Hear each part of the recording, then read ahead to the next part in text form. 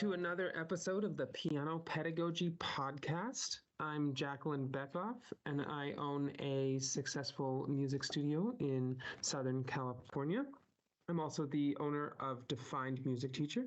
With me, as always, is Arianne, owner of Whittier Family Music School, also in Southern California. How are things going, Arianne? Hi, Jacqueline. I'm good. Just came out of the weekend. Today is a Monday, so that means I'm probably going to be driving to a lot of my students today because I teach in my studio mainly on Tuesdays through Thursdays. How about you? Gotcha. I'm doing okay. So before we get started with our two topics, why don't we give a brief update and talk about anything interesting that might have happened with our studios in the last week. So let's see. I have I've had a workshop. I have workshops several Sundays out of the month. So I just had my one with my older kids. That was yesterday. And before that, it was with the younger kids last Sunday. And we did an improv activity at both of them. So I know your topic has to do with that. So maybe I'll talk a little bit more about that activity later. What about you? Anything interesting happened this last week? Ooh, I'm interested to hear more in your workshop in a second. For me, it's just been a few new students added onto my roster. Out of nowhere, I got contacted by just a few independent clients at the same time asking if I had open time slots. They pretty much snatched up the rest of my open slots that I had. And it happens to be one 5-year-old boy, a 6-year-old girl, and a 10-year-old girl who is, I would say, her mom mentioned that she was a gifted student. So, and I can tell from working with her that this is going to be a blast. So that's kind of my update, and then planning for a recital in May. Just kind of figuring out putting out feelers to see what my students would like to play for their recital, even though it's a few months in advance. Yeah, cool. I'm planning a recital in April, and we're switching our venue. We're switching our recital venue. So I've been doing some inquiries. The church that I've been using for the last 3 or 4 years had a change in their leadership, and their policies regarding the recitals have changed. They're not maintaining their piano as well. So I'm looking for a new venue. But I think that I've found one with the local community college here. They have a smaller theater, and they have a beautiful concert grand piano. And it's really exciting because I can, for $13 an hour, I can hire an usher to handle unruly audience members who won't shut up. So that's interesting. What? Ooh, I need the tea after this. Yeah, for sure. Are you speaking from experience, or are you just kind of predicting that might happen? Just some people don't, they talk a little bit more, or if there's a young child and the parents have a different tolerance for their child, crying than I might prefer. Just having an usher to walk in and tap them on the shoulder and ask them to step outside would be really appreciated. Hey, I mean, it's these little things that can sometimes make or break certain performance opportunities for the other students. So I applaud you and your attention to detail. And the more you do this, the more you know. Yeah, I mean, it's interesting because we wouldn't, we don't tolerate that at other kind of performance opportunities. Like for more professional performers, we don't tolerate the kind of distracting behavior that has happened at some of my other recitals. Have you ever had any issues with anything like that at a recital?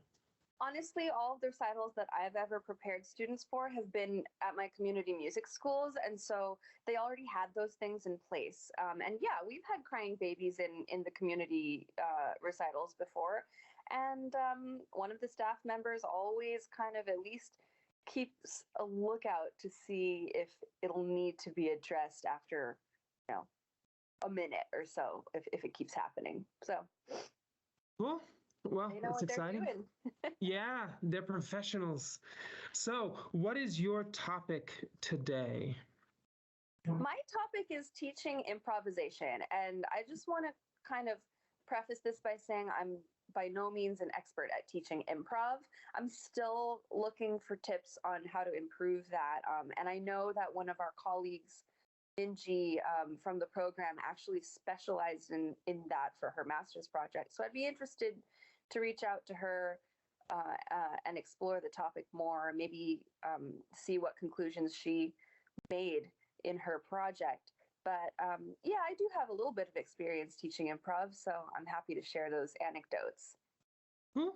Why don't you? And my topic today is getting art, unlocking artistic performances from the very first piano lesson. Right, the piano is unique in the instrument, as we're able to create very beautiful things at a much earlier stage than, say, the French horn or the oboe. Right, these instruments where they have to worry about going sharp or flat, and with the piano we're able to craft certain experiences that are able to sound very impressive from a very early stage. So why don't you get started with your topic, and then we'll follow up with mine.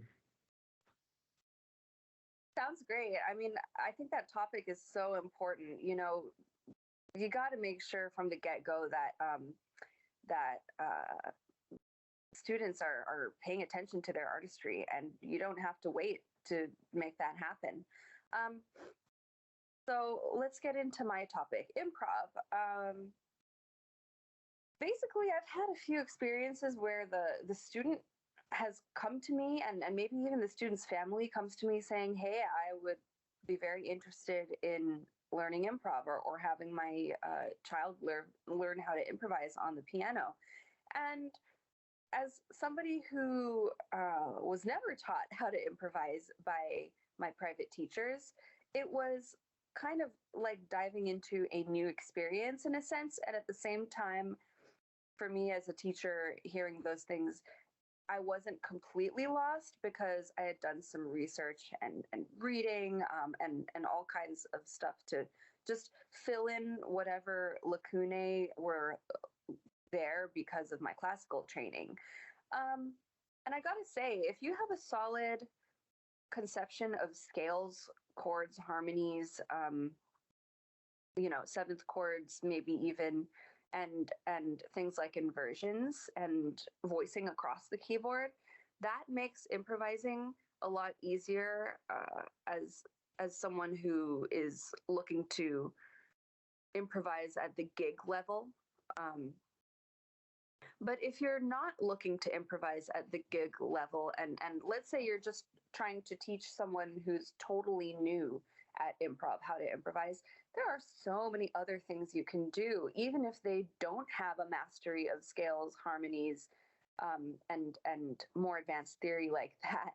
So maybe I could start by discussing what to do when you have a beginner or elementary level student who you want to teach the basics of improv, just to showcase the fact that 90% of the world's music is improvised music, in a sense, as opposed to classical music that you have to read from a score.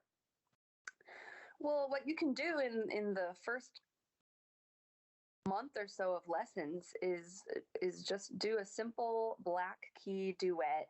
Let's say in the key of, I don't know, G flat major, or maybe D flat major, where you can sit kind of in the bass clef region. And a lot of teachers that I have come across do this, where the young student will, or even the older student, will sit on the right side and just play some notes in the treble clef that are basically limited to the black keys. That's the parameter that you set as a teacher, and then everything else is up to them. And I find that helps them understand what their contribution can be to an improvised duet piece. And if it's just solo, more at the late elementary, early intermediate level, I like to introduce the concept of, um, lead sheets, which Faber does a good job of introducing with their Go Tell Aunt Rhody piece in one of those lesson books. And besides lead sheets, you can always just ask the student, hey, especially if they're in late elementary or middle school or something like that, hey, what are some of your favorite artworks?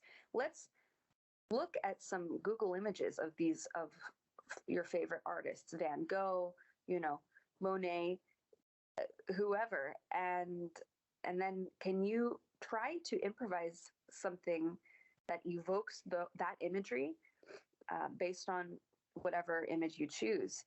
And I find that the textures in the art bring out inspiration for my students to play the textures that they might perceive on the piano. Gotcha. Can I jump in here? Yeah, go for it. So going back to what you were talking about with the first month of lessons with the black keys, when you do this is something that I do from my very first lesson, but I'm curious what your objective is, right? What are you looking for the student to get out of it? Because when I have my first lesson after my evaluation for young kids. I do, and I suppose that's under 10, I guess, under 10. I do a lesson off book before we get out the book. Depending on the age, I may use a bit of the primer level lesson book at the end, but say for a 5 or 6-year-old, I have 3 improvs that I do based off of Tim Topham's No Book Beginner method. Are you familiar with Tim Topham? No. You should look him up. He has a podcast, and he has a lot of interesting courses as well. He has a course about a various number of lessons that you can do with a new piano student off book.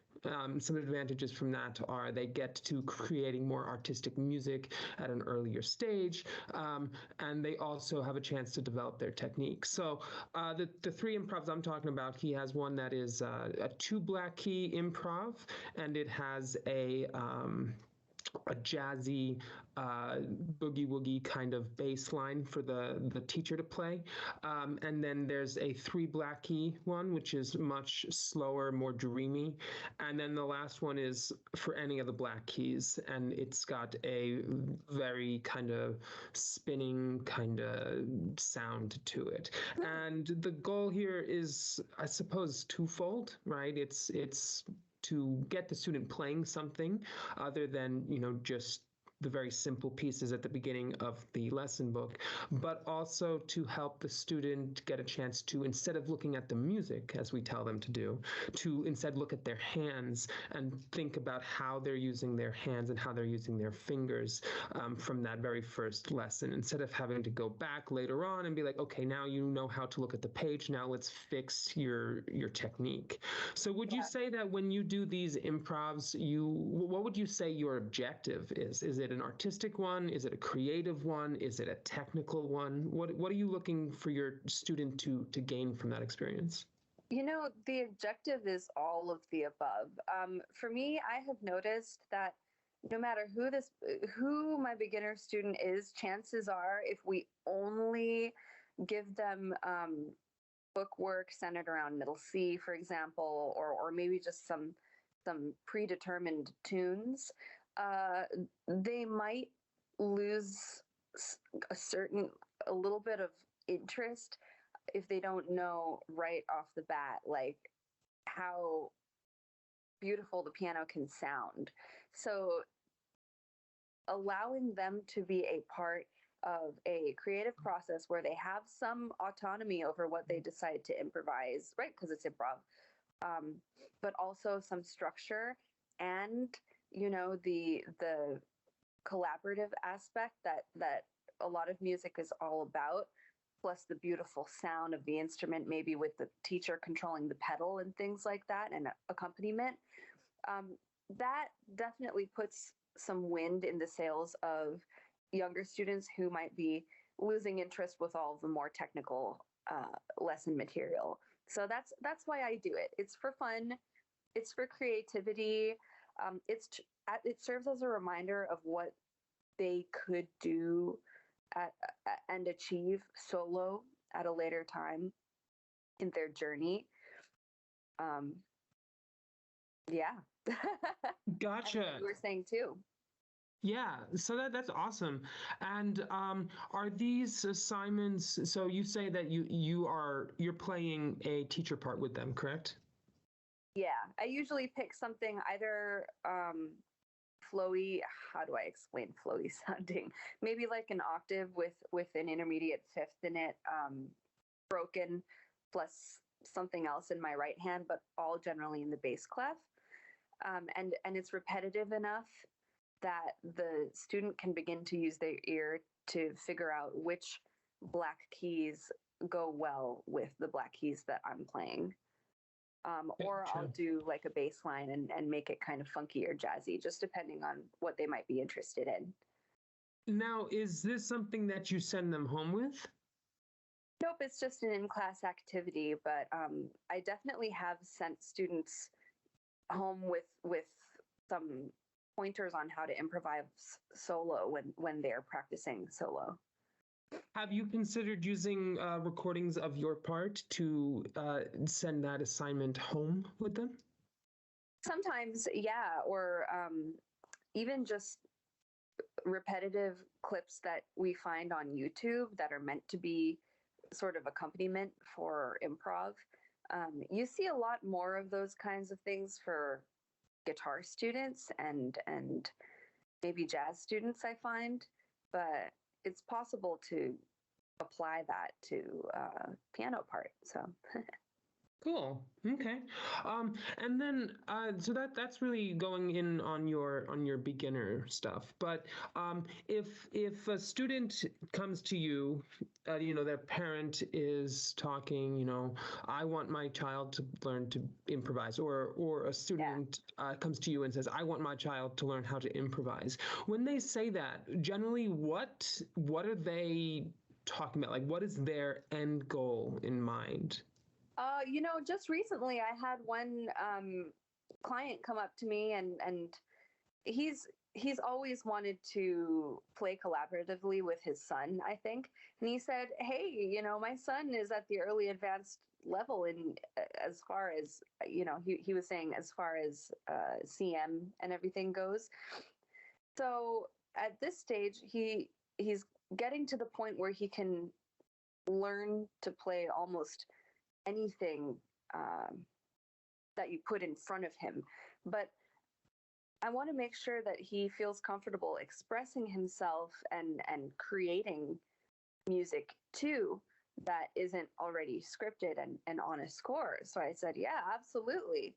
And I think a big reason why the skill of improvisation should be taught is so that you can cherish those connections with friends, family, collaborators, anyone who wants to be in a jazz combo, for instance, um, and so on. Gotcha. I remember when I was in high school, I joined the big band in high school as the piano player. And I remember that I was always terrified of when it came time for me to improvise because, number one, I felt like I had no idea how to do it. And number two, I felt like when I was improvising, I lost all ability to keep track of the time. So when I had 8 bars to improvise, I had no idea when my eighth bar was, so I had no idea when I was supposed to start wrapping up because it was something, when I was in high school, I'd been already taking lessons for 12, well, maybe 10 years. And I had never ever done that skill before. And by the time I was out of big band, I was more comfortable with it, but I still was basically clueless on it. And I think that that's terrible, because improvising is such a freeing experience, right? It's such a freeing experience. And when, as our students get more and more advanced, the time between their pieces goes down, right? And I mean, at the college level, a student might work on 4 pieces for 4 months, 16 weeks, a semester, right? And that's not unheard of. And in those 16 weeks, it's very easy to feel like you have, like you are not good at playing the piano, right? Because everything is in a very rough state at the beginning of those 16 weeks, for sure. And you have nothing to just be able to sit down and play, right? You have nothing that you can sit down and feel like a complete and total success at, right? It's hard to feel like a pianist when you have nothing ready. So improv is one of those sit down and succeed kind of activities, right? It's just a win, right? You can't mess up at improvisation, right? Because there is no right or wrong.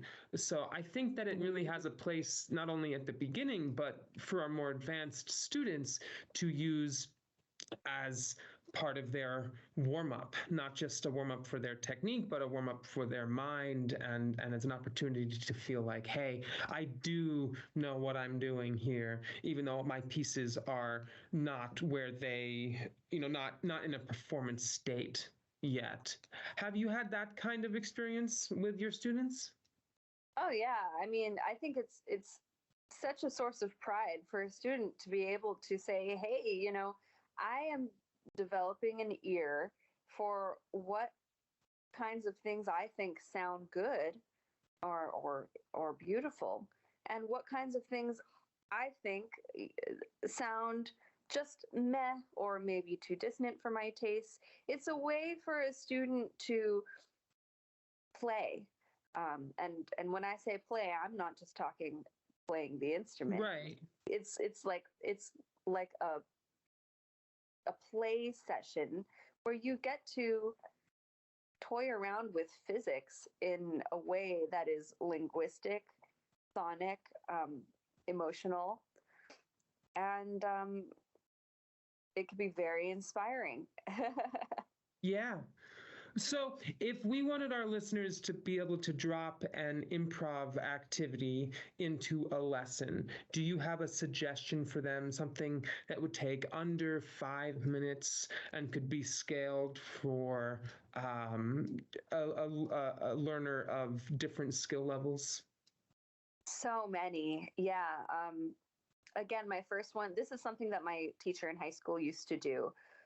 He would show us a series of artworks, paintings, sculptures, photographs, and then we would, in a master class, we would pick one each and like draw it from a hat, even maybe, and then try to take turns going up to the piano and improvising based on what we saw. And we were all more advanced, so that would be for my more intermediate advanced category.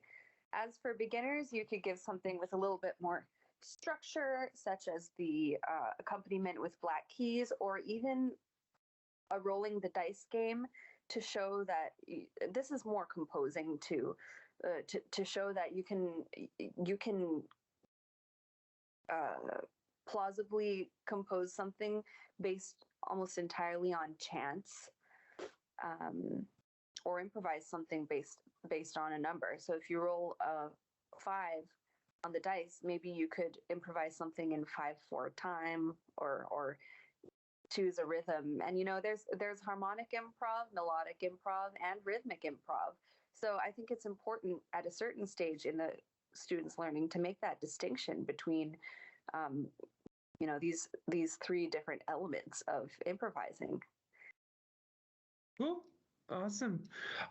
Any last takeaways on your topic before we wrap up and go over to our second topic? Well, I would invite our listeners, to reach out to us, and let us know, what do you like to do when you're teaching improv? What have you learned? What have your experiences been? And any advice for us? Yeah. For sure. All right. I think on Spotify you can ask us questions, which we can then answer on that episode's page. So be Cool. sure to reach out to us if you have a question or if you want to share one of your improv stories. Now, moving along into our second topic. Our second topic is about unlocking artistic performances from the very first session, right? And this goes hand in hand because a big part of being able to create those artistic performances is getting away from the page, right? Because the big barrier to creating artistic performances is the vocabulary and understanding the symbology, understanding the symbols behind these things, right? So from the very first lesson, our student, a brand new student, will say our hypothetical student is a 12-year-old, right? A 12-year-old. So a 12-year-old has quite a vocabulary when it comes to sounds because they've used this vocabulary throughout their life, right? They know the difference between a high sound and a low sound, even if they may not be able to explain it. They know the difference between long sounds and short sounds. They know the difference between loud sounds and soft sounds. But they come into a piano lesson and all of that vocabulary is potentially, a teacher may say that vocabulary is useless because it's not what the technical terms for music are, right? So instead of talking about long and short, they may say, well, we need to know about the different types of rhythm. Instead of talking about loud and soft, we need to understand dynamic marks and articulations, and it can be very discouraging for a student to come in and think they have a grasp of how things sound, right? I mean, a 12-year-old has music tastes of their own that they like to listen to. They know quite a bit about sound. And then to have those words be replaced and say, okay, instead of loud and soft, we're going to use forte and piano. And now all of a sudden they're like, do I really know about sound, right? They suddenly feel less intelligent, right? So in a book sense, those terms are very important, and I don't want to diminish their value. And of course, those are terms that I teach, but they're not necessary in order to create artistic music. They are necessary in order to be able to read artistic music, right? They are necessary in order to be able to read artistic music, but not necessarily to create artistic music. So the key to unlocking those artistic performances is getting yourself off of the page and onto either composition activities or improvisation activities, like we've already been talking about with your topic here. So an example of an artistic, this is even before my first lesson, this is something that I'll do with a new student at my evaluation, is a composition activity. Composition is a big part of my studio, and it's going to become an even bigger part as the year goes on. My focus for my studio this year is composition, and next year, after this focus, we're going to be doing a recital with just music composed by my students. But I suppose it's a composition activity, and it has a storyline, right? And that's also something that students are intimately familiar with. They know all about stories. They learn about story structure in school, and even if they're a younger student, say 5 or 6, their parents will read them stories. So stories are something that every student of all ages, from 5 up to 99 years old, they're all familiar with stories. So creating a storyline gives the student something familiar to latch onto to help create that. They don't need to know what a crescendo is to understand if the sound of their story should be getting louder or softer. So I love that so much. Sorry. Yeah. Keep No, on you go going, ahead. but I You love go where ahead. you're going with this. So I have two different composition activities. I mostly do the first one, but sometimes I'll pull in the second one. We'll talk about the first one. The first one is a thunderstorm composition. Right, a thunderstorm composition. And a thunderstorm is wonderful because of the wealth of sounds that we have to pull from. And not only the other wealth of sounds, it's also something that every student is familiar with, whether they've personally been in a thunderstorm, they've probably seen one in a movie or a TV show. Everybody knows what thunder is, right? So we talked earlier about loud, soft, high, low, and short and long. And these are the three different sliders that we have to play around with for very early artistic music.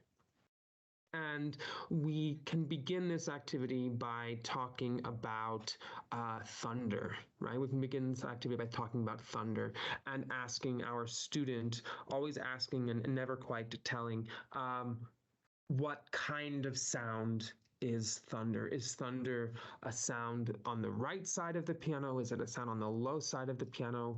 And introducing the idea of high and low at that time. Sometimes they might be familiar with that. Sometimes they may not. So they may say it's probably a high sound. So we then talk about how the right side of the piano is the high sound. Go ahead and try it out. Does that sound like thunder to you? And through this little discovery process, we are also teaching that high and low. Once we get the fact that thunder is a low sound, we use the sustain pedal to create a sound of thunder on the lowest group of 3 black keys. We explain to our student that as long as we use the black keys only, that we'll have something that sounds good, almost like it's magical, as long as we avoid those white keys. And then I move on to the idea of an echo, right? So we've talked about high and low. We've introduced a low sound of thunder.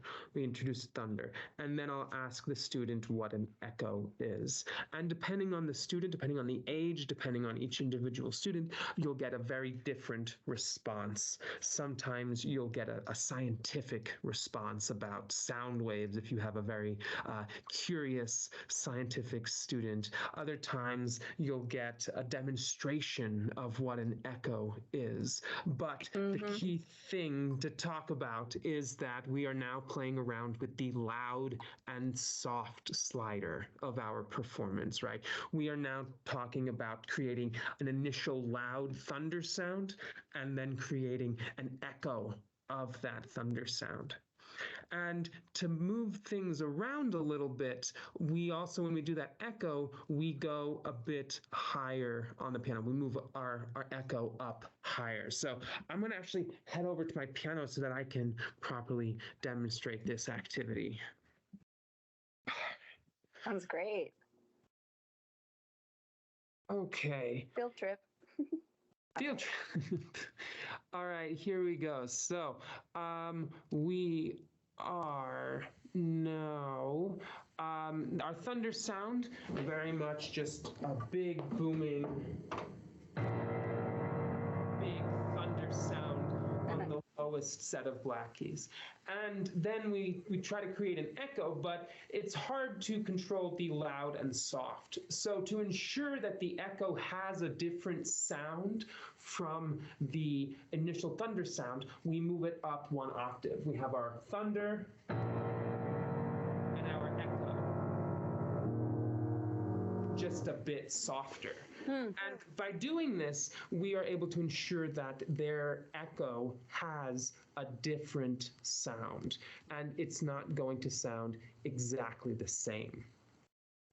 And at this point, our students have used 2 different sounds, right? We now have an echo and a thunder. Depending on the age, if it's a very young student, and from what I've assessed prior to this activity, I may leave out the echo and just stick with the 1 thunder. So this activity is adaptable to each student and what you've assessed of their skill level. If they're a student that you already have, then you know that very well.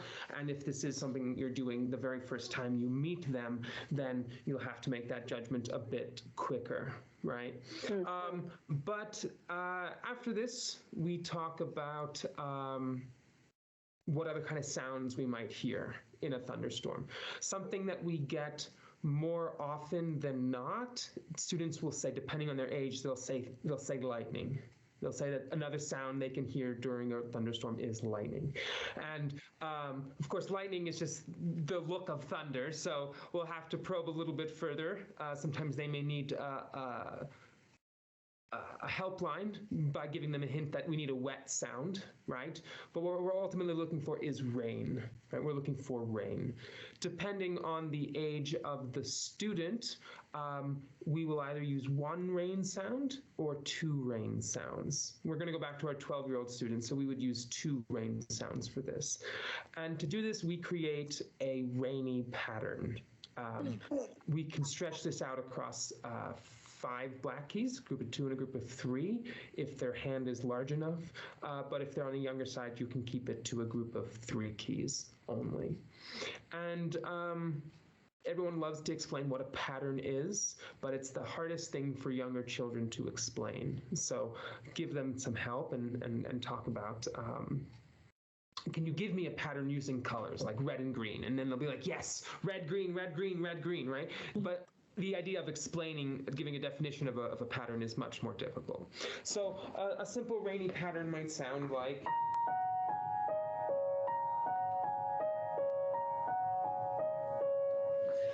just something easy for the student to remember, because you don't want to give them the pattern, you want them to have ownership of that themselves.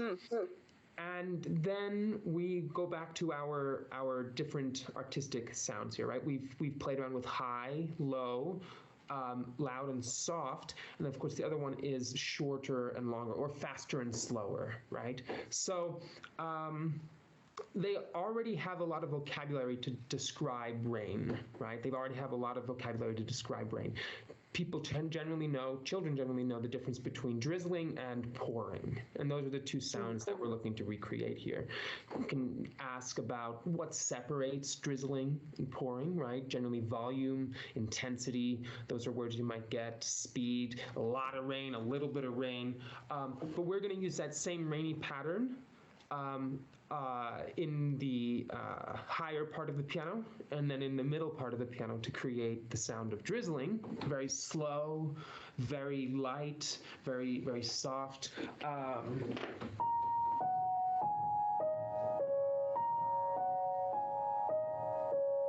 And then they can use that same pattern in the middle of the piano to create pouring.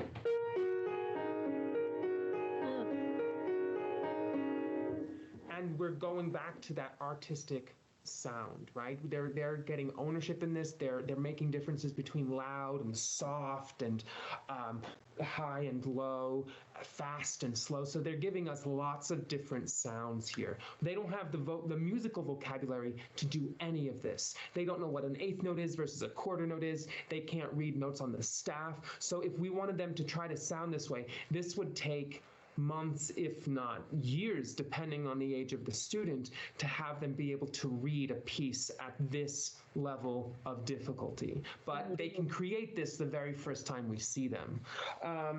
And that gives us 4 sounds: the thunder, the echo, the drizzling, and the raining. And then the last one, which is always a crowd pleaser, is a rainbow. Right? But a rainbow, of course, is different than the other ones because it doesn't actually make a sound. So we get a chance to talk about the idea of colors on the piano, the ideas of feelings on the piano.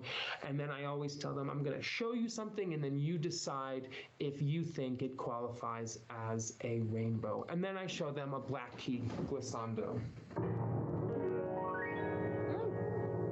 And typically they'll all say yes, they'll smile really big, and they'll say, absolutely, that sounds like a rainbow. Yeah. And this gives them 5 different sounds to work with. And we don't need to know how to write sheet music in order for them to write their own composition here. They just need to know how to write something down that tells them what to do and how long to do it for, right? What to do and how long to do it for. So we can use a simple system on a 8.5 by 11 piece of paper, or A4 paper if you are from Europe, and just use the first letter of each of these ingredients named, each of these sounds names: thunder, echo, drizzling, pouring, and rainbow, and a line to indicate how long that sound is. Something like this on a piece of paper. And then they're able to create a song, their very own song that has a storyline. It starts with drizzling, and then you hear thunder, and you move on to pouring before it ends with a rainbow, something that has a beginning, a middle, and an end, and changes. It's not just a stagnant one kind of sound, right? It has a lot going on in it. And then they get to pick a name for it, which is also very exciting for them. And their parents, if they're watching, which they probably are, they also get to observe their child having a big success the very first time we interact with them. They're creating something undeniably artistic, and they had a hand in every one of those decisions, And it's a huge win for a new student. It makes them feel fired up to do more like this.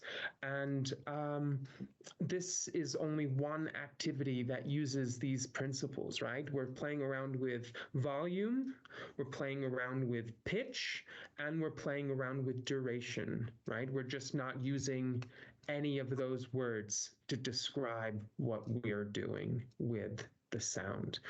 And this is something, the activities like this make up a big part of the early piano lesson for my students, because the early piano lessons, the reading of the music, what we get out of it is something that does not sound particularly exciting.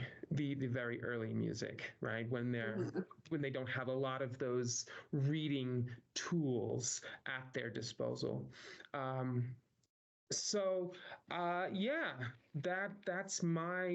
That's my little attempt to convince you all that we can create artistic sounds with our students before they even know how to read middle C. Oh yeah, I just love that idea, and I would probably try it out in my classroom in the early stages of any given student's musical journey, because I appreciated how you kind of introduced this topic with the idea that artistry is so much more than loud, soft, slow, and fast. I mean, if you just think about the word dynamic, what does it really mean in a non-musical context? Well, it means more than just the loud and the soft of things in day-to-day life. You could have a dynamic between a group of people having a conversation.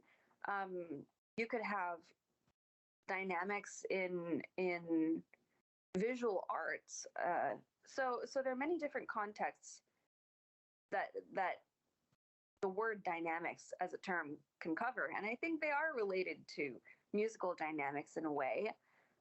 And for the student to see that firsthand by applying their already gained knowledge, schema of what rain can sound like, that's brilliant, because if you go outside and really listen to the raindrops, maybe even some drops here and there falling from the roof of your house or the gutter, you will find these somewhat repetitive kind of Zen sound patterns just in the soundscape, right? If you do some deep listening.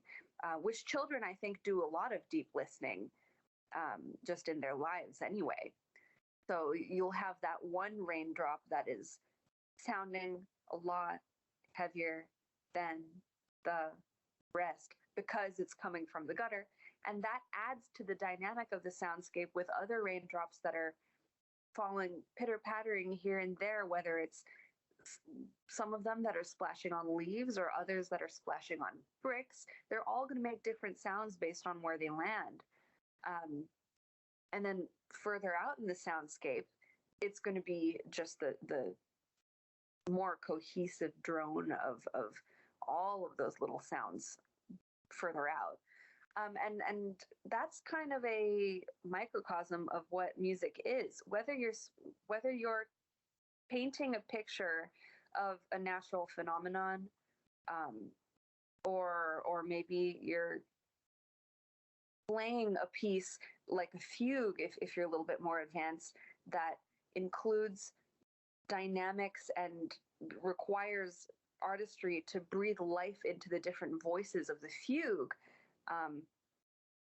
You'll need to have that sense of, oh, this voice is being a little bit stronger right now. This voice is receding. These are dynamics that are more fluid than simply straight up loud all the way through, or soft all the way through. There's balance in the hands that needs to be taught. All of this falls under technique and artistry, and it has to be incorporated from the get-go.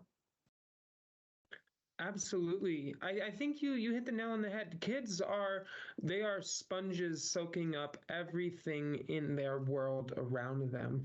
And I think oftentimes adults don't give kids enough credit, right? They don't give kids enough credit. Kids are very observant, and they don't have the vocabulary to describe all these things.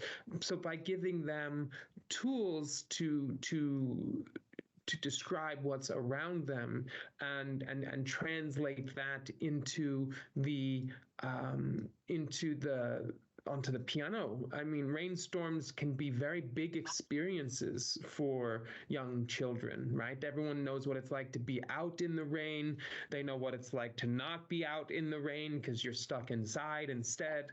And it's a big part of a kid's life, right? Mm-hmm. And by being able to take those observations and that experience that kids have and use it as a vehicle for them to be artistic, it makes a connection to their life, and they will be able to build off of that. And then they'll be able to share this piece with other people. They'll be able to say, I wrote this piece. This is my piece. I wrote it. This is what I'm calling it. And it's about a thunderstorm. And that's another very powerful experience. It gives students the opportunity to have something impressive to play at a very early stage. And that's something that not only children appreciate, but also adult learners also appreciate that, because one of the things that adults can be very impatient. They want to get to the stuff that sounds crazy impressive from a very early point. So by giving them this activity, you're allowing them to express themselves. And just like children, adults also, they love the opportunity to express themselves, and this gives them that opportunity. This is where I think that interdisciplinary instruction could be very effective. When you're teaching artistry, music is not the only art. So especially with older students, maybe adults or high schoolers, or even middle schoolers, depending on what you think would be best for that particular student, having them either write a story or a poem is a foolproof way for them to really sit down and let time slow down. We live in a very fast-paced life where productivity is hailed as all important, but what kind of productivity are we talking about? What about when you're a poet? I feel like if you want to produce a powerful poem as a poet, you got to sit there a while and mull things over and really reflect and dream. Same for if you're sculpting something, and if you gave uh, an older student that kind of task, maybe as an assignment away from class, go create something that's not necessarily a musical creation. Maybe sculpt something out of clay, whittle something, crochet something, draw something, or dance something, or write a poem, whatever you like to do. Then we'll circle back and try to find the artistry to express what you just created from the emotions evoked. That could be a pretty neat little trick that makes the work really start to feel personal and like you're breathing life into it instead of just someone being told how to convey a certain passage of a piece. Yeah, absolutely. And then it gives them a physical, tangible object that they can keep in their life and have it remind them of this experience they had with the piano. That workshop that I mentioned last week, with the improv activity, it's also an art project. It's also an art project because this is also shamelessly taken from Tim Topham's Notebook Beginner course, but it is a around the world music passport with 4 different scales from different parts of the world, done as an initially I use it as a group workshop to introduce the first one and to create each child's passport. I introduced the pentatonic black key scale as a sound that we can use to evoke the sound of Asia. And then there is an Egyptian sounding scale, deserty kind of feeling to it, with that augmented second in there. And then there's the Phrygian 5-finger scale to give us the sound of Spain.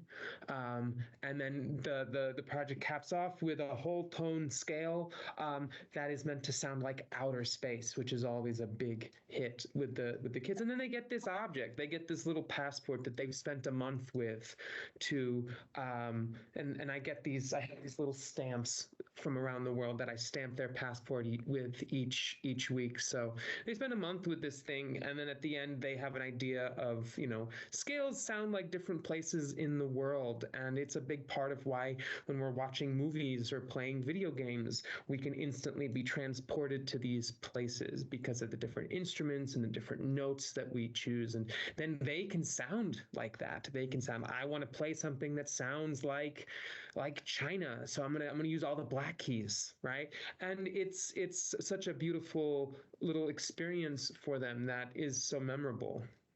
Ooh, I wonder if America is on that list with the bum ba da da da da da da da da da. I didn't it's not on there well, because they're already here, Arianne. They don't need a passport to go to where they already are.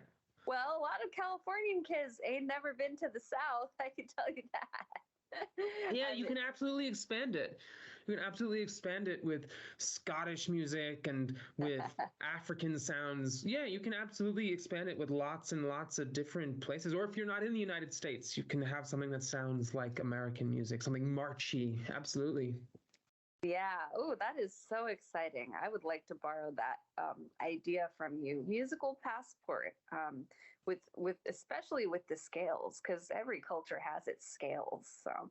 And it helps because so often children fail to see the point, or I don't think children fail. I think teachers fail to adequately explain why scales are so useful and so important. And by showing how scales are part of the DNA of music from all over the world, it helps to legitimate, legitify, is that a word? Legitify. Abilify. Legitimize. That's the word. That's the word. It helps to legitimize scales in a very tangible way, rather than the teacher just saying, well, you need to do this because, you need to know all 12 of your scales, and they help you learn music. They help you recognize scales. Instead of, having this explanation given, they have a tangible thing that they can quite literally hold in their hands that helps explain why scales are important. Wow, that is really neat. Yeah, I mean, if you love to nerd out about scales the way I do, you may have never needed that extra push to kind of get into scales. I've been obsessed with scales from day one, but I'm beginning to realize that not all of my students feel so passionately about them. So that could. What gave you the first hint that not all your scales are passionate about scales? I don't know, but I try to infect them with enthusiasm about it, and it works, I would say, like 60% of the time. So the other 40% of those students could definitely use something like a passport. And even the rest of them too, even if they already like skills, why not make it even better? Sure. Yeah, absolutely. So, takeaways from my topic this week. Let's see, being artistic is something that every musician deserves, whether they've been playing for 5 minutes or for 50 years. And it takes time to be able to read and understand how to make artistic music from a page. So improvisation activities and composition activities give students the opportunity to experience artistic music at an early stage. Yeah, definitely going to check out that Around the World notebook and look a little bit more into, how do you spell his name? Tim Tuppin? I'm sorry, can you repeat that? How do you spell that guy's name that you were talking about? Tim Topham. Topham. Oh, I'm gonna write that down. Yeah. I believe he has a subscription. You can access all of his courses for like $25 a month, or you can buy them outright. But you can access, and he has another podcast about piano teaching and music teaching in general as well. Cool. Definitely some things to check out. All right. Well, I think we're going to sign off, folks. Thanks for listening, and we'll see you next week. Bye.